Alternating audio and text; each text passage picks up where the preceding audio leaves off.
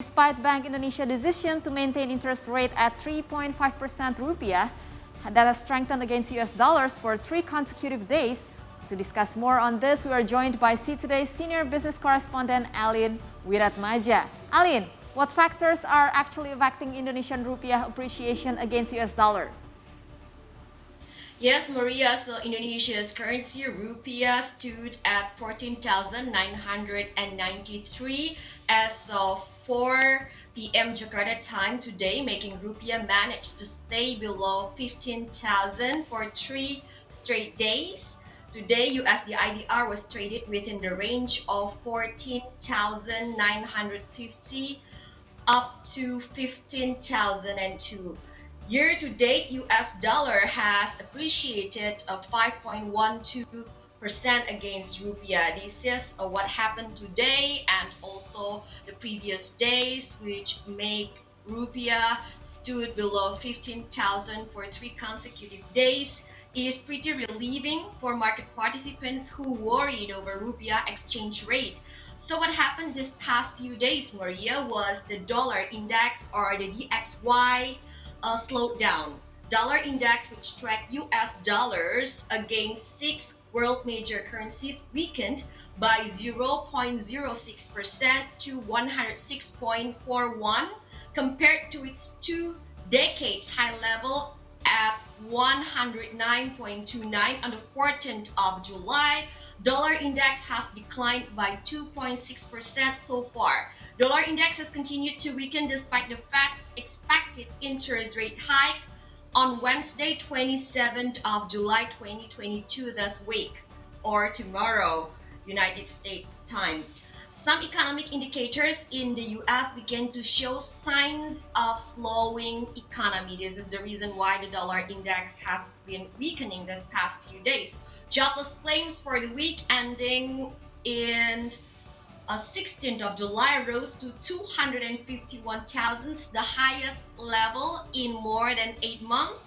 And then the flash PMI composite output index fell to 46.5 in July. This is the sharpest contraction since the beginning of the pandemic. So the number below 50 is considered contraction, and this is the sharpest contraction since the beginning of the pandemic or since 2 years ago. As we all know, Indonesian central bank has maintained benchmark interest rate at 3.5% for 18 months, a decision that surprised some market participants. Bank Indonesia is among the world's least hawkish central bank, having kept interest rate at record low due to relatively low core inflation, Maria. However, Bank Indonesia actually has started implementing other tightening measures like increasing bank's reserves requirement from March to September this year. Bank Indonesia also has sold some of its holdings of Indonesian government bonds in the secondary market, stepping up its normalization of monetary policy after keeping liquidity very loose during the pandemic to support economic growth or economic recovery. The sale of the government bonds was also intended to improve the supply and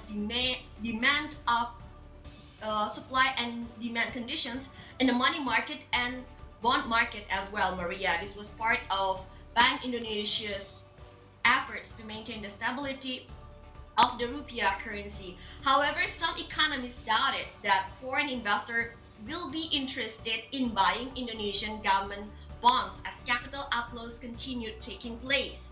With Bank Indonesia maintains interest rates at record low, yield spread between US Treasury and Indonesia bonds is getting less attractive for foreign investors.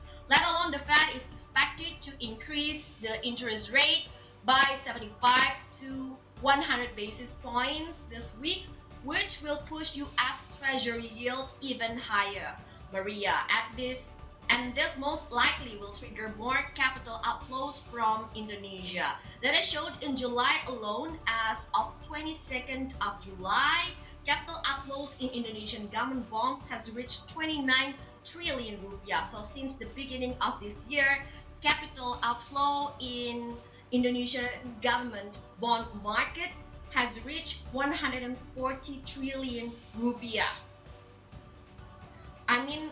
Yes, as of 20th July 2022, foreign investors held 15.45% of overall Indonesian government bonds, around 752.38 trillion rupiah. The trend has continued to decline since 2019 actually. Foreign investors dump emerging market government bonds not only in Indonesia, Maria, but also in other countries like Thailand that recorded capital outflows in government bonds amounting 1.1 billion USD last month, Malaysia 940 million US dollars, South Korea 725 million US dollars last month. Meanwhile, in Indonesia equity market, Maria, foreign net sale in all market reached 5.56 trillion rupiah this month. However, year to date, Indonesia equity market still booked foreign net buy. This is good, as much as 56.61 trillion rupiah. So what's now that we're all looking for is the FOMC meeting announcement. Markets are waiting for the Fed rate decision on Wednesday, 27th of July 2022. Tomorrow, we'll keep you updated on that, and let's see how the Rupiah exchange rate respond to the decision. Back to you in the studio, Maria. All right, thank you so much, Aline, for your report. Stay safe and see you later.